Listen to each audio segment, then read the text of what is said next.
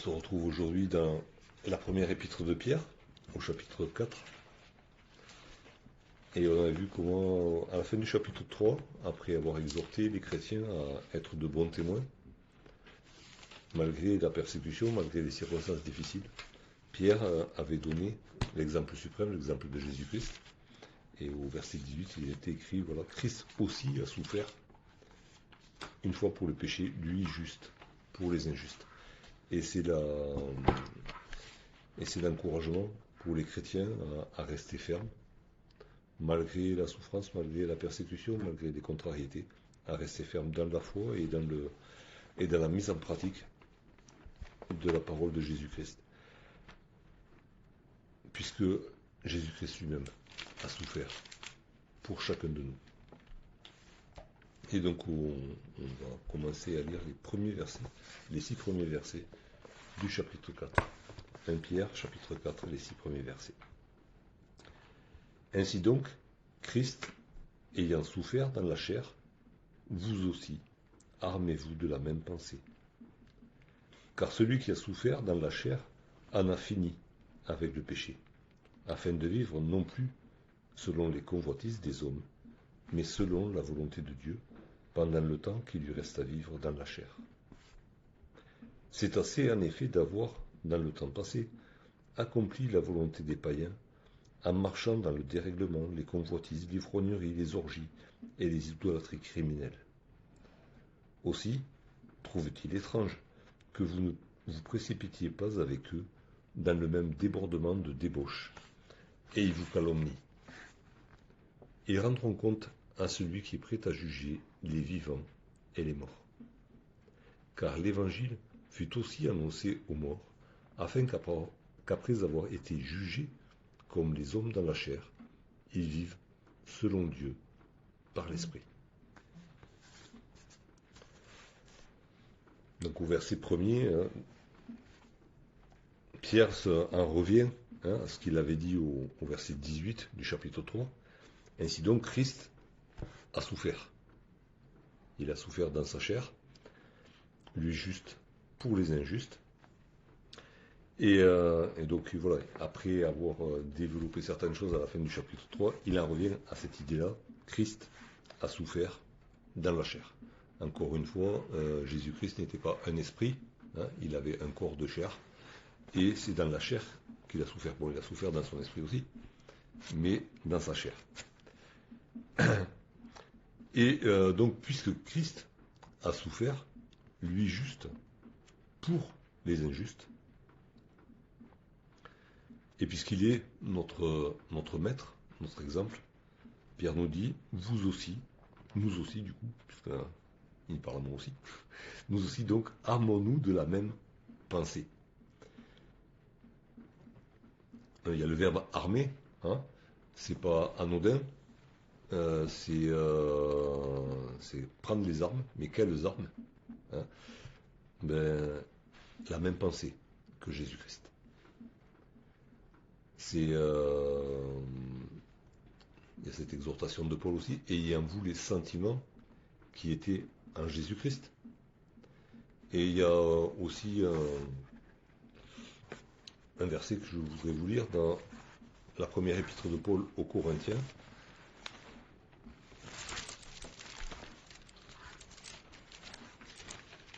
Première épître de Paul aux Corinthiens, au chapitre 2.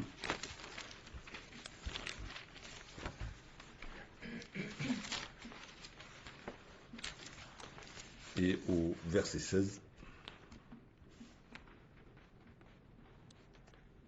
Car qui a connu la pensée du Seigneur pour l'instruire? Or nous avons la pensée de Christ. Alors d'un côté, Pierre dit, armez-vous de la même pensée. Donc il y a le fait d'aller chercher ces armes-là, la pensée de Christ. Et Paul, de l'autre côté, il a l'air de dire, c'est déjà fait. Alors c'est comme dans beaucoup de vérités spirituelles, c'est fait de la part de Dieu, c'est déjà fait. Et puis de notre part, on a à le cultiver. Le Saint-Esprit qui vit à nous communique la pensée de Christ. à nous, dans les circonstances de notre vie de chaque jour, d'aller chercher la pensée de Christ. Parce qu'on a nos propres pensées, qui sont au premier plan, souvent. Cela, il n'y a pas besoin d'aller les chercher, elles viennent toutes seules. Et puis, on doit aller chercher celles de Christ. Si elles se sont effacées, si on ne les a pas bien entretenues, si elles ne sont pas au premier plan, et même avant d'en avoir besoin, allons les chercher pour qu'elles soient là au premier plan quand on en aura besoin. Donc, puisque Christ a souffert dans la chair à cause du péché, de la persécution des hommes, ben nous aussi, nous devons nous armer de la pensée de Christ, des sentiments de Christ. On ne va pas en faire l'inventaire ici, mais bon, on peut prendre par exemple 1 Corinthiens 13, et on remplace le mot charité ou amour par Jésus-Christ, et on voit toute sa manière de penser, ses pensées, ses sentiments, envers chacun de nous, et du coup ces pensées, ces sentiments qu'on doit s'approprier, bien qu'ils soient déjà en nous par le Saint-Esprit.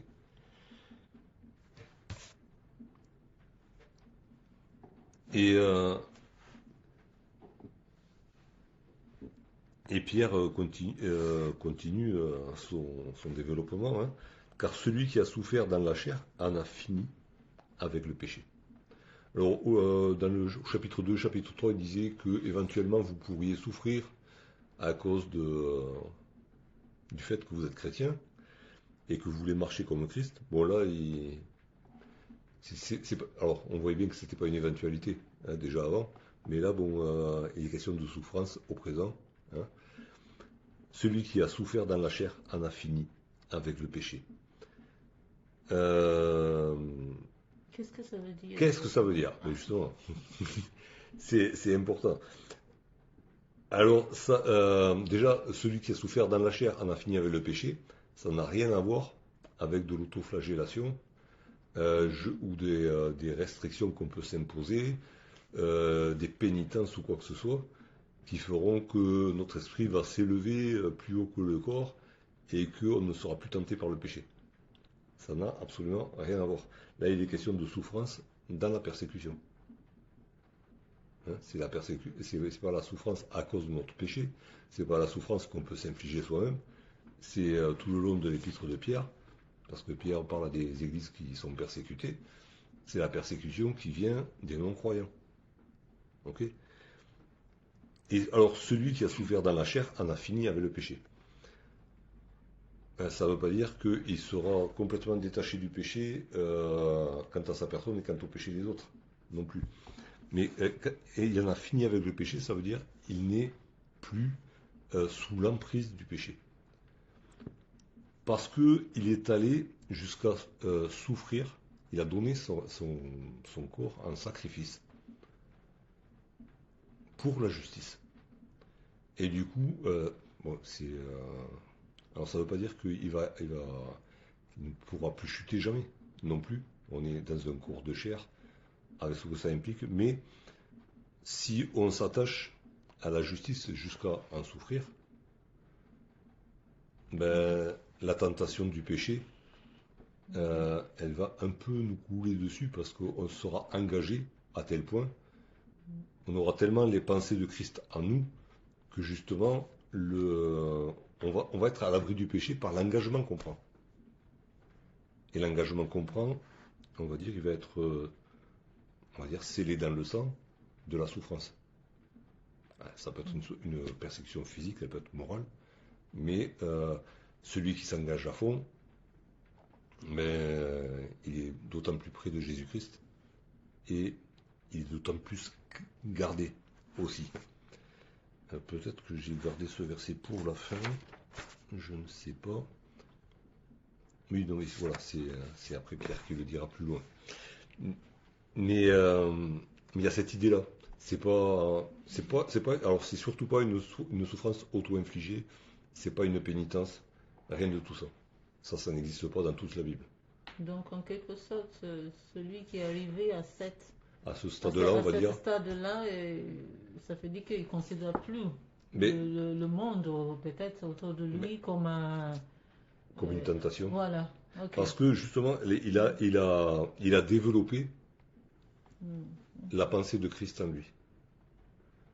Et du coup, ben, Christ, n'ayant jamais été tenté, enfin, n'ayant jamais succombé à la tentation, voilà, plutôt, mais celui qui se rapproche de plus en plus de la pensée de Christ, qui s'approprie de plus en plus la pensée de Christ, jusqu'à souffrir dans la chair, ben, forcément, par conséquent, c'est la suite logique qui se met à l'abri de la tentation.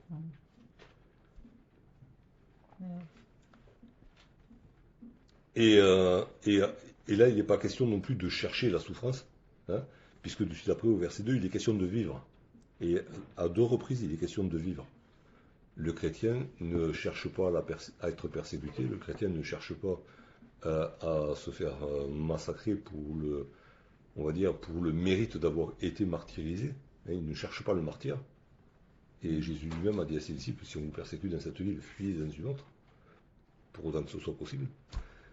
Mais si le chrétien accepte la souffrance dans la chair, et dans l'esprit aussi, hein, parce que bon, enfin, d'abord dans l'esprit, pour le coup, c'est pour vivre. C'est pas pour la mort, c'est pour la vie, puisqu'il suit le prince de la vie. Il y a, voilà, dans la pensée de Christ, il n'y a pas la pensée alors, ni du suicide collectif, ni du suicide individuel, ni de rien de tout ça, quoi. Il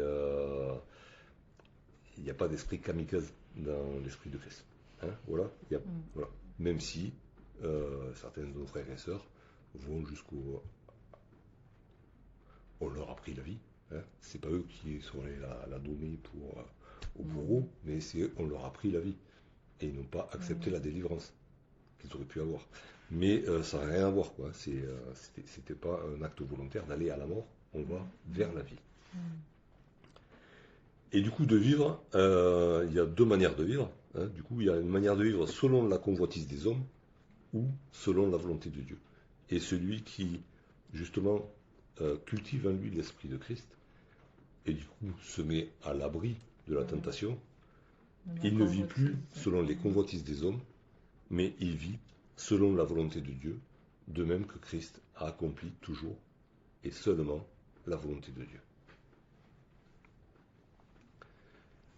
Et ce, pendant le temps qui lui reste à vivre dans la chair. Encore une fois, il est question de la chair. La vie par la foi, la vie faire la volonté de Dieu, ça se fait dans la chair. Il n'y a pas on n'est pas des super esprits parce qu'on se rapproche de Jésus-Christ. On est toujours dans un corps de chair. Et c'est dans la chair qu'on accomplit la volonté de Dieu.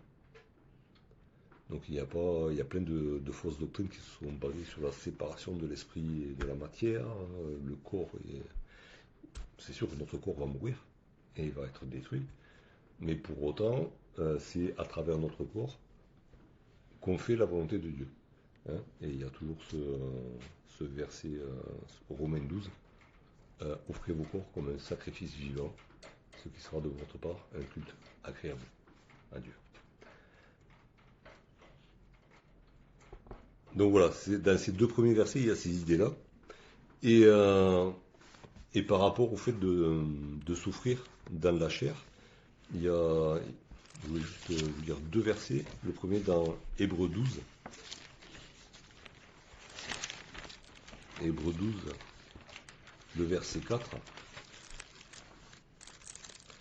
où l'auteur de l'Épître aux Hébreux dit à ces Hébreux-là, vous n'avez pas encore résisté jusqu'au sang en luttant contre le péché. Donc, c'est peut-être que ces Hébreux-là n'étaient pas persécutés encore, comme les églises auxquelles Pierre s'adresse. En tout cas, l'auteur là leur dit, vous n'avez pas encore résisté jusqu'au sang. Jésus, lui, l'a fait, et il a versé son sang en résistant au péché. Vous ne l'avez pas encore fait.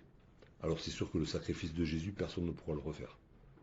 Et tous les martyrs de la terre n'auraient jamais pu, ne pourront jamais accomplir le sacrifice de Jésus. Mais ayant la pensée de Christ en nous, certains de nos frères et sœurs sont allés jusqu'à lutter jusqu'au sang contre le péché. Et dans l'Épître aux Romains, au verset 6,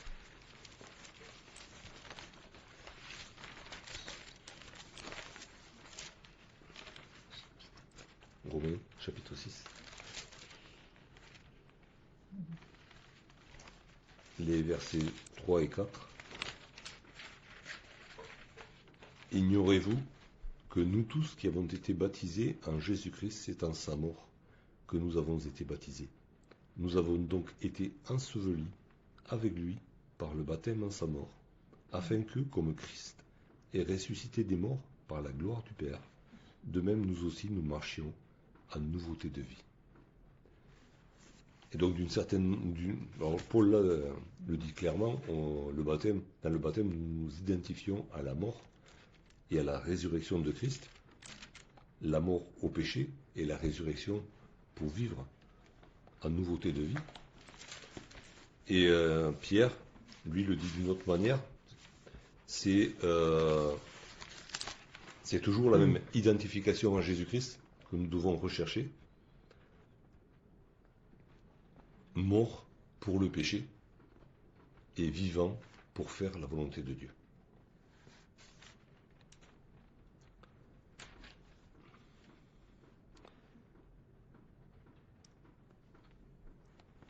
Il est question de ces deux manières de vivre aussi, et il est question des convoitises. Il a déjà été question de convoitises dans l'épître de Pierre, une première fois au chapitre 1er.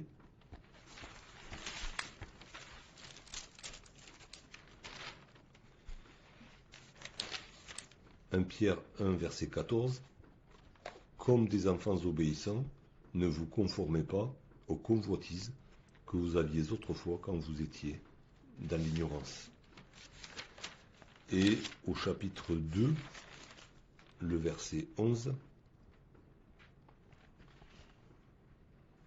Bien-aimés, je vous exhorte comme étrangers et voyageurs sur la terre à vous abstenir des convoitises charnelles qui font la guerre à l'âme.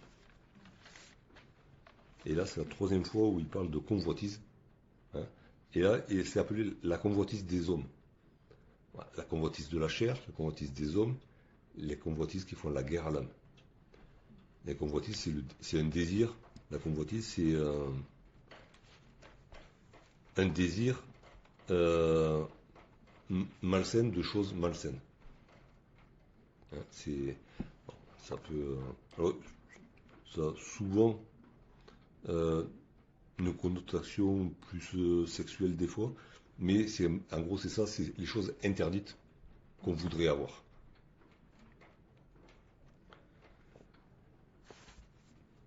Et on va dire ces deux versets, Jésus les a résumés. C'est toujours les mêmes. Les apôtres ne font que répéter l'enseignement de Jésus-Christ en l'appliquant à des situations pratiques. Et Jésus, dans l'évangile de Luc, au chapitre 9, avait déjà donné cet enseignement-là, avec d'autres mots, bien sûr.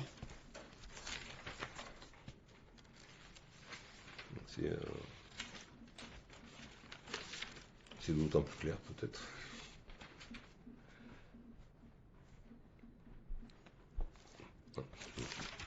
Luc 9, le verset 23. Puis il dit à tous, si quelqu'un veut venir après moi, qu'il renonce à lui-même, qu'il se charge chaque jour de sa croix et qu'il me suive. Être chrétien, être disciple de Jésus, c'est s'identifier à Jésus. Prendre sur soi la croix de Jésus. S'engager à lutter jusqu'au sang contre le péché. S'engager à vivre en nouveauté de vie. En faisant la volonté du Père.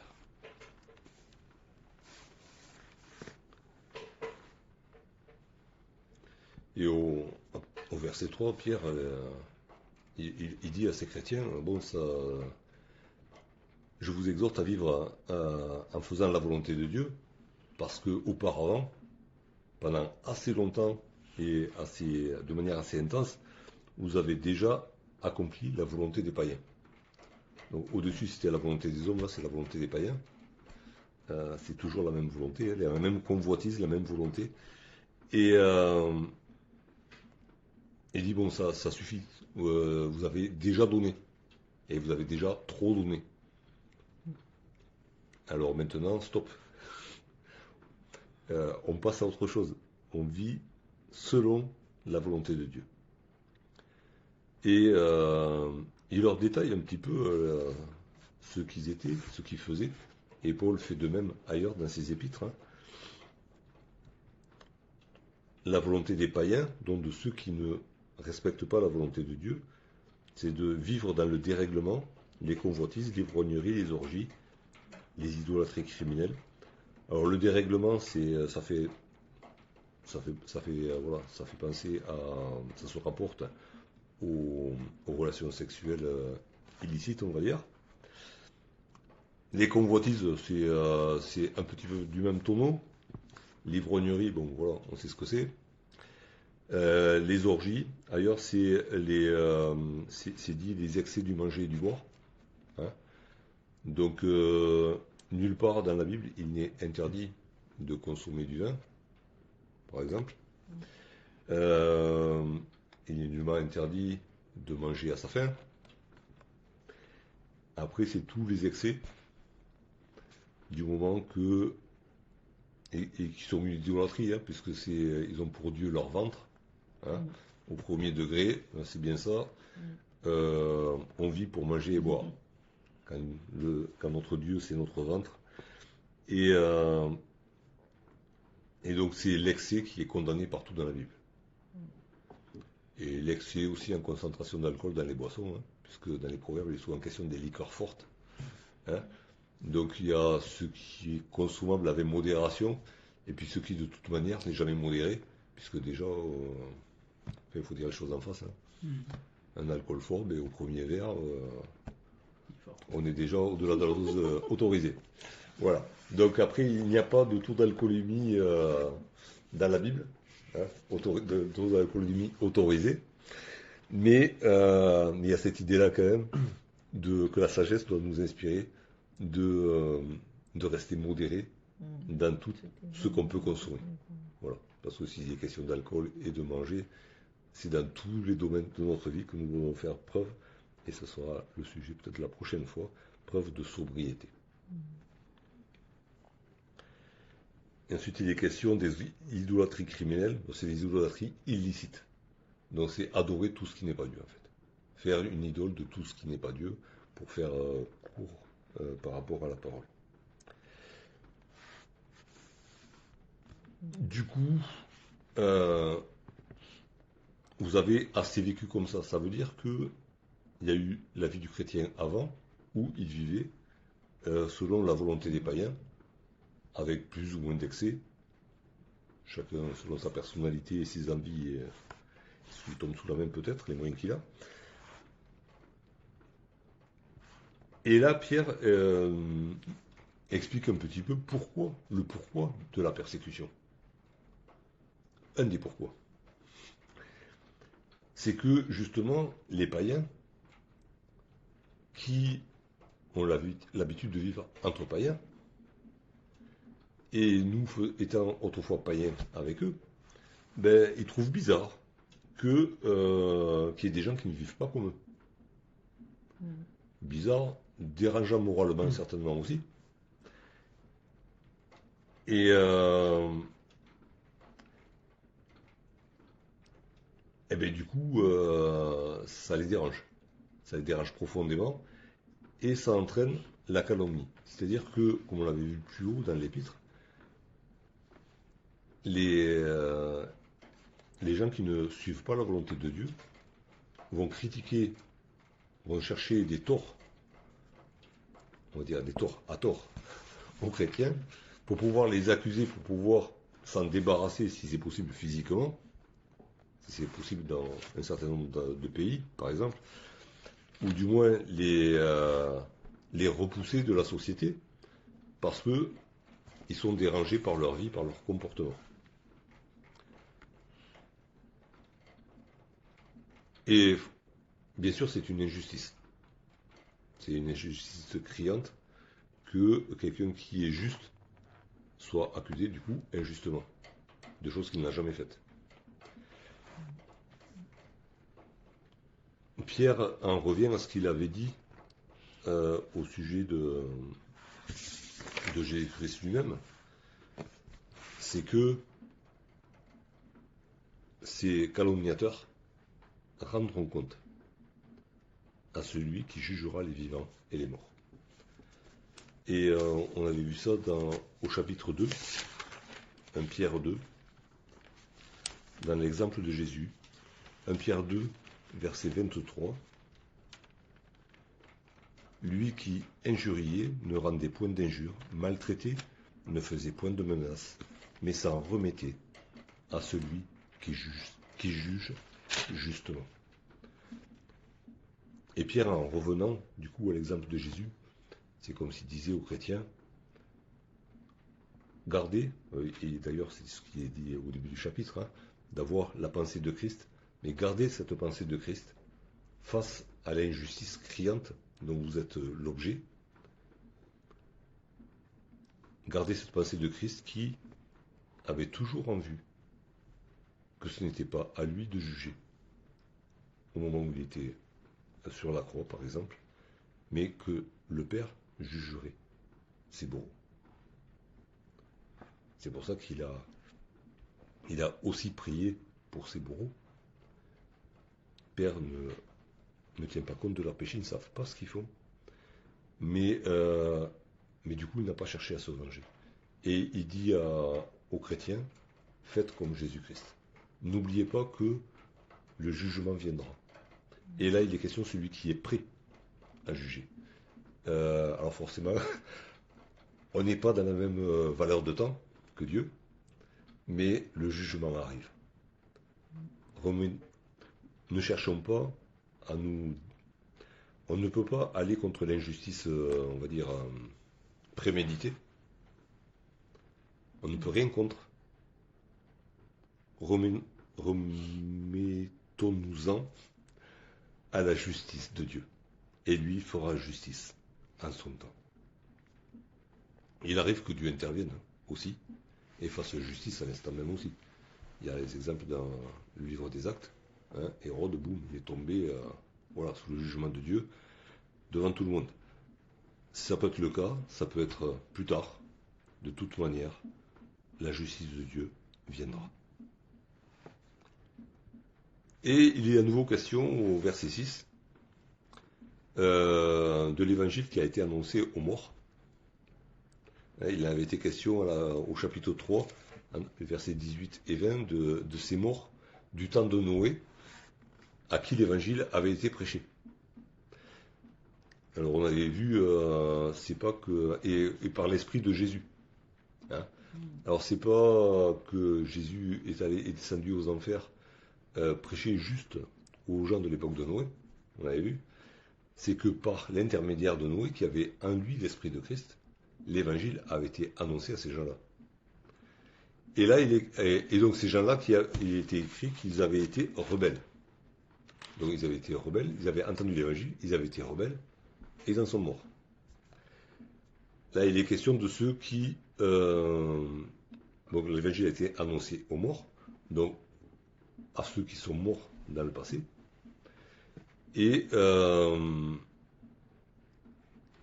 veut dire que... Et là, il avait été question aussi, l'autre fois j'avais cité la même épître de Pierre, où il est question de l'Esprit de Christ qui habitait les prophètes qui avaient annoncé la venue de Jésus-Christ. Donc l'Esprit de Christ a habité tous les croyants de toutes les époques, depuis le premier témoin, Abel, jusqu'à aujourd'hui.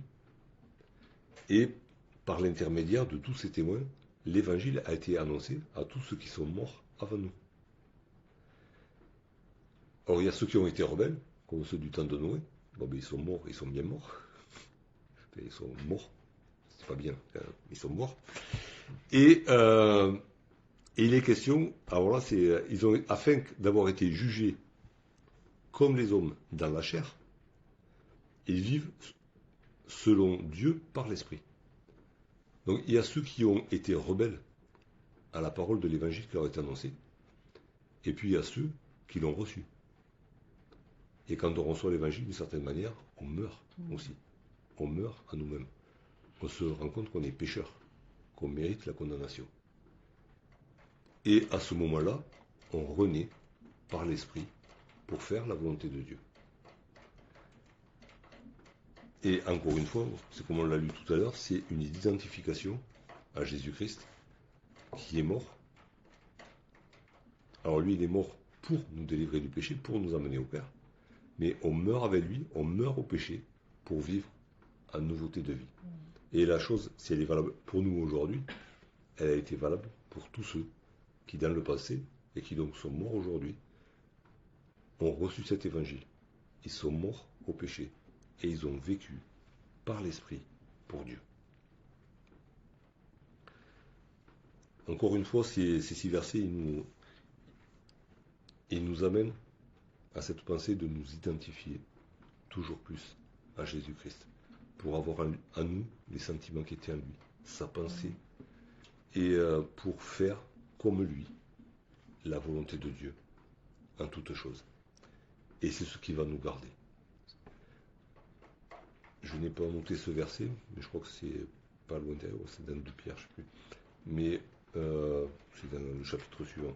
Mais il est question de Satan qui rôde comme un lion, cherchant qui il va dévorer. Il ne va pas pouvoir dévorer celui qui est au centre du troupeau, à côté du berger. Ce n'est pas possible. Mais celui qui s'égare, celui qui s'éloigne de la pensée de Christ, il va tomber dans le piège de Satan. C'est lui qui sera tenté et c'est lui qui va tomber. Il y aura toujours possibilité de revenir au Père, mais c'est celui-là qui va souffrir. Déjà, dans son esprit, et pas forcément dans son corps, mais dans son esprit, parce qu'il aurait été la proie de Satan. Alors cherchons à nous identifier de plus en plus à Jésus-Christ. Ayons en nous sa pensée, cultivons sa pensée à nous, et nous serons gardés, quoi qu'il arrive.